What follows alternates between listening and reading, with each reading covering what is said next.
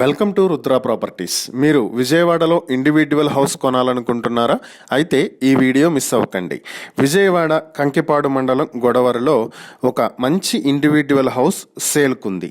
మొత్తం 173 గజాల్లో west facing తోటి 30/52 కొలతలతో ఉన్నటువంటి ఈ ఇంటికి 33 అడుగుల రోడ్ కూడా ఉంది. అయితే ఈ ఇంటికి సంబంధించిన మరిన్ని వివరాలు మీరు తెలుసుకోవాలి అనుకుంటే ఇది 2 BHK హౌస్, గ్రౌండ్ ఫ్లోర్ మాత్రమే ఉంది.